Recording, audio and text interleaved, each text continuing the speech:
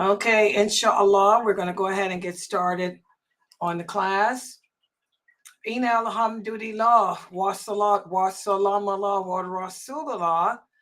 Welcome to our hadith class. And for this class, we are studying the hadith from the book entitled Not One of Us. And this is a book written by Sheikh Muhammad Saeed Atli. And it's a book wherein he went through the different sitta of the hadiths, and he collected hadiths in which the Prophet sallallahu alaihi wasallam warned us against actions that are so bad that he said anyone who believes these things or indulges in these things is not one of us. And let's take a look at the hadith that we're going to be discussing for tonight. And again, all of the hadiths in this series are authentic, just, to again remind everyone, because last week I remember a brother asked me about, a brother asked about the authenticity of the hadith that we discussed last week. And I told him, of course, everything and all the hadiths here are authentic. So there's no question about any of that. We just have to learn as Muslims to accept the things that Allah has told us, even if it's things that we don't understand, or even if it's things that we don't want to believe or don't want to accept. So let's take a look at the hadith for tonight's discussion. And that's why I use PowerPoint, because I always give you guys the source of the hadiths too. So let's take a look at the one for tonight. And again, for those of you who have not yet purchased the book, make sure you get a copy of it.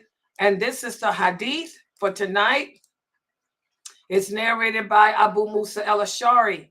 He said that the Prophet sallallahu alaihi wasallam was standing amongst the companions, and he said four things. He said, number one, Allah does not sleep, and it does not befit him to sleep. He raises the scale and he lowers it, and the deeds of the day are presented to him in the night, and the deeds of the night are presented to him in the day. So this is a wonderful hadith, and there's the source of it too. This is Sahih Muslim. And what the Prophet was speaking about here is something that we have to understand in order to be true Muslims, true believers in Allah. Allah doesn't sleep. He doesn't have to sleep, just like he doesn't rest. And this is something, that you have to learn, because as Christians were taught that Allah rested on the seventh day after he created the earth. Allah is not in need of any rest. He's not in need of any sleep. He can do whatever he wants to do and he never gets tired. And we talked about how the Jews believe that Allah sits and plays and braids the hair of Eve up. This is nonsense. Allah, it does not sleep. It's not befitting of him to sleep. He's aware of everything that happens. Remember, guys, before Allah even created Adam, he already had it written in his book who would exist and what we would do. The scale. He raises the scale and lowers it.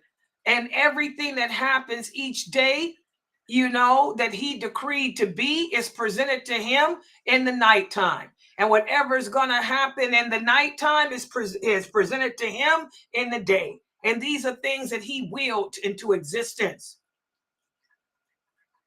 Okay, so we have to accept this reality about Allah. And we spoke in our class yesterday about how it's not befitting for the believer to question the nature of Allah. Okay, we can learn about Allah's attributes. Learning about Allah's attributes help us to develop a love and understanding of and respect for him.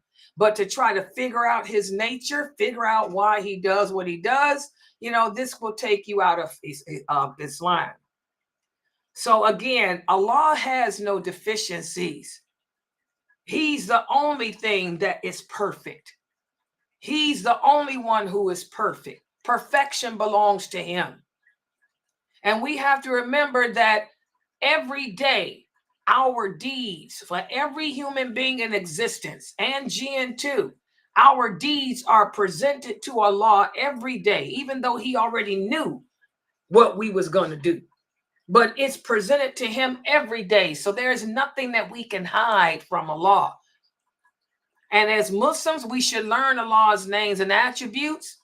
But again, don't try to figure him out. Don't try to psychoanalyze him. Don't try to compare or ask how or why or take his names out of context. We have to believe that Allah is Allah and he is just and he does whatever he wants to do. And everything that he does, there's wisdom behind it. It's just that you and I may not know the wisdom. We don't have to know the wisdom. But everything Allah does is for a reason. And this goes hand in hand with what I've been reiterating all week to you guys. Because there are so many Muslims out there who can't handle the reality of what's happening in the world today. You know, we can't get in a grip on life. And we're asking, why is Allah allowing these things to happen? He has wisdom. On the day of judgment, he'll tell you why he did what he did. But until then, you have to accept it. He doesn't owe you or me an explanation for anything. But there is a reason behind the madness of the world today. There's a reason behind all the madness that's happening. And Allah will share that with you on the day of judgment. We all will have our one-on-one time with him. We will have our one-on-one time with him. All right. So this is a wonderful hadith for us to discuss and ponder.